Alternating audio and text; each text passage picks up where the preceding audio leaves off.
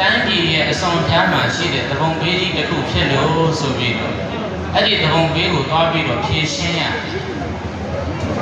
အဲ့ဒီတိုက်ပွဲကြီးကိုအနိုင်ရလာတဲ့အဲ့ဒီသားတော်လေးကိုရှင်ဘုရင်ကဘာပြောတော့ဆိုလိုချင်တဲ့စုတစ်ခုကိုတောင်းခိုင်းတယ်ပြိတ္တရဲ့ပြောကြည့်ပါပါစုပါလေဒီအခုလိုခက်ခဲတဲ့အောင်ပွဲကြီးတစ်ခုကိုနိုင်လာတဲ့ချက်သားကိုမင်းလိုချင်တဲ့စုတစ်ခုကိုအားပေးမယ်လိုချင်တဲ့စုတစ်ခုကိုပေးမယ်ဆိုတော့အားလုံးသောသူတော်ကောင်းတွေစဉ်းစားကြည့်ဒကာကြီးဒကာမကြီးတို့ရဲ့နှလုံးသားထဲမှာလိုချင်တဲ့စုတစ်ခုကိုပြောပါဆိုဘယ်စုကိုလိုချင်ကြတော့ဟုတ်လားဒါလေးပုဂ္ဂိုလ်ကိုအရင်ပြန်ဆန်းစစ်ကြည့်တဲ့နော်အေးလိုချင်တဲ့စုတစ်ခုကိုပြောပါဆိုတော့အဲ့ဒီအိမ်ရှိမင်းသားလေးကစဉ်းစားတယ်ဘာစုကိုယူရကောင်းမှမသိဘူးဘုရင်ရဲ့စီစဉ်ကိုယူရင်ကောင်းမလားရှင်ရဏမင်းရဏတွေကိုပဲယူရင်ကောင်းမလားစသည်အားဖြင့်အဲ့ဒီလိုဇဝေဇဝါဖြစ်နေတဲ့အချိန်တယောက်သောပုဂ္ဂိုလ်ဖြစ်တဲ့မိတ်ဆွေကောင်းတယောက်ကဘာပြောတော့ဆိုဒီလောက်ရရှိဖို့ခဲရင်တဲ့အခွင့်အရေးကိုသင်မင်းသားအနေနဲ့အကျဉ်းလုံးအကျဉ်းလေးတစ်ခုပေးပြရစီတဲ့လိုချင်တဲ့စစ်တစ်ခုကိုသာရမယ်ဆိုရင်ဘုရားရှင်နဲ့တကွာတန်ဃာတော်ရှင်သူမြတ်တွေကိုပြည့်ဖိတ်ပြီးတော့စွမ်းဆက်ကပ်ခွင့်ဆိုတဲ့အခွင့်အရေးကိုတောင်းပါလားတဲ့။ဘာအခွင့်အရေးကိုတောင်းတော့တောင်းခိုင်းတော့ဒီဘုရားရှင်ကိုပြည့်ခိုင်းတယ်တန်ဃာတော်ရှင်သူမြတ်တွေပြည့်ခိုင်းတယ်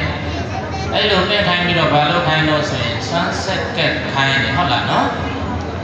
အဲ့တော့အဲ့ဒီအိမ်ရှိမင်းသားလေးကတိတ်ပြီးတော့ကျဉ်းနေတယ်။အော်တခြားသောစီစဉ်ဥစ္စာရာထူးဌာနန္တရဒီကိုတောင်းလို့ရနေပြီမဲ့ဒီမင်းသားလေးပြောတဲ့အကြံပေးစကားကငါဘဝတည်းအရေးကြီးတာပဲ။ဒါကြောင့်မလို့ရှင်ဘုရင်စီသွားပြီးတော့အရှင်မင်းကြီးကျွန်တော်မျိုးအနေအားဖြင့်မြတ်စွာဘုရားနဲ့တန်ဃာတော်အရှင်သူမြတ်တွေကိုပြင်ပြီးတော့စွမ်းခဲပေါ်များဆက်ကပ်ခြင်းပါလေလို့ဒီလိုလျှောက်တဲ့အခါကျတော့နောက်ဆုံးရှင်ဘုရင်ကြီးကခွင့်ပြုပေးလိုက်တယ်။အဲ့ဒီလိုရှင်ဘုရင်ကြီးကခွင့်ပြုပေးပြီးတော့တန်ဃာတော်ရှင်သူမြတ်တွေကိုစွမ်းကပ်ပြီးတဲ့အခါကျတော့မြတ်စွာဘုရားရှင်ရဲ့အနားမှာရှိနေတဲ့မြတ်စွာဘုရားရဲ့ဝေယဝိဆတ်ကိုလှုပ်ထွေးနေတဲ့ယဟန်တစ်ပါးကိုကြည်ပြီးတော့စိတ်ထဲမှာတိတ်ပြီးတော့ပီတိဖြစ်သွားအဲ့လိုပီတိဖြစ်ပြီးတော့သူ့ရဲ့စိတ်ထဲမှာစောစောကဆရာတော်ပရိသတ်ပင်နဲ့သင်္ကန်းနဲ့အတူခံခိုင်းတဲ့အချိန်တိုင်ပေးတဲ့စကားလုံးလေးပဲမေတ္တာပို့ပေးတဲ့သစ္စာဆိုပေးတဲ့စကားလုံးလေးပဲဣစီတံပတိတံတုံရှံခိဗမေဝသမိတ်စတုမင်းလိုချင်တဲ့စုတွေပြည့်စုံဆိုတဲ့အခါကျတော့ပရိသတ်အဲ့ဒီဘဝကကွယ်လွန်ပြီးတော့ဒီသွားတဲ့အခါကျတော့ဒီဂေါရမမြတ်စွာဘုရားလက်ထက်ဘသူသွားဖြစ်တော့ဆိုရင်ဂေါရမမြတ်စွာဘုရားရှင်ရဲ့အနားမှာဝေယဝိဆဆောင်ရွက်ခွင့်ရတယ်တကယ်သာသနာအာဇာနည်မထေရမြတ်တစ်ပါးဖြစ်လာခဲ့တယ်ဒီဂေါရမမြတ်စွာဘုရားရှင်ရဲ့အနားမှာဝေယဝိဆဆောင်ရွက်တဲ့မထေရလို့ပြောရင်ဘယ်သူတော့မြတ်စွာဘုရားရှင်ရဲ့အနားမှာဝေယဝိဆဆောင်ရွက်တဲ့ယဟန်တော်ကဘယ်သူလဲအရှင်အာနန္ဒာဟုတ်လားအရှင်အာနန္ဒာရဲ့လို့ဖြစ်လာတယ်ဆိုတော့ပြိတ္တရဲ့ဘသူရဲ့ထောက်ပံ့ကောင်းနေကြပြီမိတ်ဆွေကောင်းကြဟုတ်လားလမ်းညွန်ပေးတဲ့မိတ်ဆွေကောင်းဆရာသမားကောင်းကြောင့်ဘဝတစ်ခုကွယ်လွန်ပြီးတော့အခုဂေါရမမြတ်စွာဘုရားလက်ထက်မှာတကယ်သာသနာအာဇာနည်ဖြစ်တဲ့ယဟန္တာအရှင်သူမြတ်ကြီးကဘာဖြစ်ခွင့်မရဘူးလားဖြစ်ခွင့်ရတယ်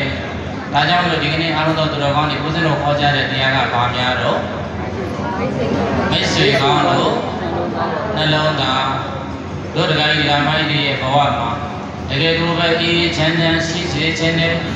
တကယ်ကိုမိမိတို့ရဲ့ဘဝမှာအဆင့်မြင့်မြတ်တဲ့အထက်တန်းကြတဲ့တရားဓမ္မတွေတကယ်ကိုအေးချမ်းသာရတဲ့တန်ត្រာစံခန်းကနေပြီးတော့လွတ်လပ်နိုင်တဲ့မဘုံနိဗ္ဗာန်ကိုရချင်ကြတယ်ရောက်ချင်ကြတယ်ဆိုရင်အာနန္ဒတော်ကြီးဓမ္မကြီးတို့ရဲ့ဘဝမှာဘယ်သူကလိုအပ်တော့ဆိုလို့ရှိရင်ဆရာကောင်းတမကောင်းလိုအပ်တယ်မိကောင်းဆွေကောင်းတွေလိုအပ်တယ်ဟုတ်လားဒီအဲ့ဒါလေးကိုအခြေခံပြီးတော့ဒီကနေ့ဓမ္မကြီးဓမ္မကြီးတို့ထီးရန်တည်းဒီနေ့ကတိနာကံဆောင်တန်ဃာတော်အရှင်သူများဒီကိုလည်းဆွမ်းထဲဝမြဆက်ကလူတန်းခွင့်ရကြတယ်လို့ဆွမ်းစံတော်များလည်းဆက်ကလူတန်းလောင်းတူခွင့်ရကြတယ်ယနေ့ကြားနာခဲ့ရတဲ့ဓမ္မရဲ့အခြေခံသဘောတရားရဲ့အနှစ်သာရတွေကိုထုတ်ပြီးတော့မိမိတို့ရဲ့ထာဝရဥစ္စာအဖြစ်တကယ်အနုဂါမိကရွှေဥအဖြစ် ဘဝမှာအေးချမ်းချမ်းအနှစ်သာရတွေကိုရှာဖွေနိုင်ကြတဲ့သူတော်ကောင်းများဖြစ်ကြပါစေလို့ဒီလိုတောင်းဆိုပြုရင်းနဲ့ဦးဇင်းတော်ဂါရလေးတစ်ပုဒ်ရုပ်ပြီးတော့တရားဓမ္မကိုအဆုံးသတ်ပေးပါမယ်ဒေတိတော်မေယံဓမ္မောဗုဒ္ဓနာဟစ္ဆပါတိတော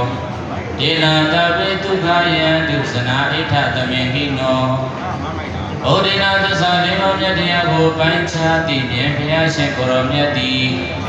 အာဟိသဘာတိတောကောင်းစွာမသွေဟောကြားတော်မူအပ်ပေသောအယံဓမ္မောဤယနေ့ယခုထိယံတလိကတိနာကိုခေါ်ဆိုအပ်သည်ကထိန်လျာမြတ်တင်ကနှင့်အချမ်းယံဖြစ်သောလူရန်ဘောရဖြာဖြာတို့အားဆက်ကလူရန်များသည်ကုသိုလ်ကောင်းမှုပြုလို့ရာဤဌာန၌ဟောကြားခဲ့ရသည့်မိတ်ဆွေကောင်းတို့နှလုံးသားဟုခေါ်ဆိုအပ်သောဓမ္မကထာဒေသနာကိုဒေတိတော်ကောင်းစွာမသွေဟောကြားရနာယူခဲ့ရလေပြီဒီနာတို့သို့ဟောရနာယူရသောပုညတမ္မာရကုသလထူးကြောင့်ဇနာရှိရသမျှတောင်းတောင်းနှလူပြမအပေါင်းတို့သည်ဣဋ္ဌသမေကိနောဣဋ္ဌအထွေထွေချက်တည်းဖြာဖြာမင်္ဂလာတို့နှင့်ပြည့်စုံကြကုန်သည်ဖြစ်၍ဒီကယံလူယနေ့ကသာနိဗ္ဗာန်ရသည့်ဘဝတန်အောင်စိတ်ရွှင်လန်း၍ချမ်းချမ်းမာမာ